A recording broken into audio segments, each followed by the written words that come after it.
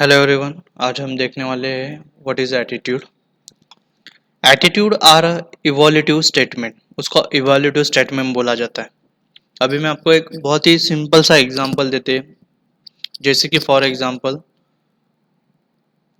हम किसी पर्सन के बारे में ये बोलते हैं, आपने देखा होगा रियल लाइफ में काफ़ी बार कि हम लोग बोलते हैं कि ये for X Y Z person के बारे में हम बोलते हैं कि उसको बहुत ज़्यादा एटीट्यूड है, like that. Means what? When you say that उसको कि बहुत ज़्यादा एटीट्यूड है, means what? You evaluate the things, means you measure the things. ठीक है। So that reason attitude are a evaluative statement. Now next, their response once feeling either favorably or unfavorably to the person, object or an event. सो जो भी object होगा, person होगा और event होगा, सो उसको क्या करेगा वो? Either the response in the favour of that person, of that object और इवेंट, और आइदर इन द अनफेवरली। एग्जाम्पल की जैसे कि कोई ऐसा एक पर्सन होता है कि जो कुछ बातें करे तो हमको वो बातें उसकी पसंद कभी भी नहीं आती, या फिर हम उसके जो भी स्टेटमेंट्स होंगे, उसने जो भी कहा होगा, हम उससे एग्री नहीं करते। ठीक है। So means what? कि आप अनफेवर में हो वो पर्सन के। So that is the comes under the attitude. Now we see the one definition of attitude.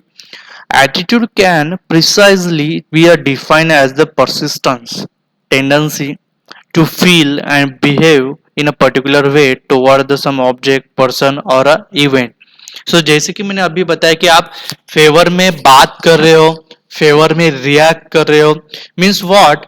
कि आप पर्टिकुलरली वे आप बिहेव कर रहे हो regarding that object, regarding that person और regarding that event. So this is the definition of a attitude. Next we see what are the silent features.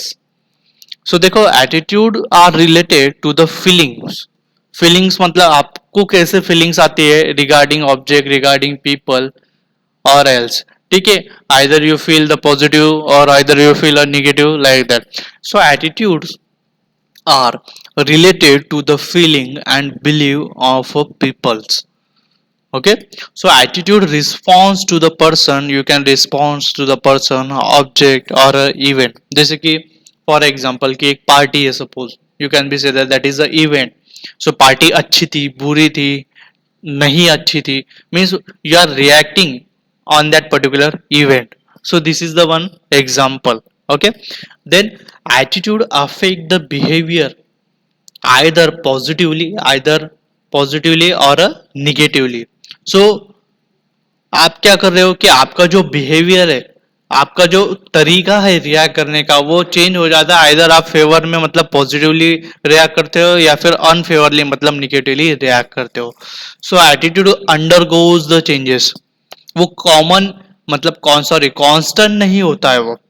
अगर आज आप किसी चीज के बारे में, जैसे कोई इवेंट के बारे में आप निगेटिव अगर आपका सोच है, या फिर आप निगेटिवली उसके बारे में बोल रहे हो या फिर अनफेवरली बोल रहे हो, बट हो सकता है कि वही इवेंट अगले साल ग्रैंड इवेंट हो जाए और you are so happy about that event, और you are become the part of that event. उस टाइम पे हो सकता है कि अगले साल आप वो इवेंट के बारे में काफी पॉजिटिवली बातें करें, राइट? यू आर मीन्स आप उसके फेवर में बातें करें. सो ये चीज हो सकती है. So it doesn't attitude means it is not a constant, right? It undergoes the changes. So thank you so much.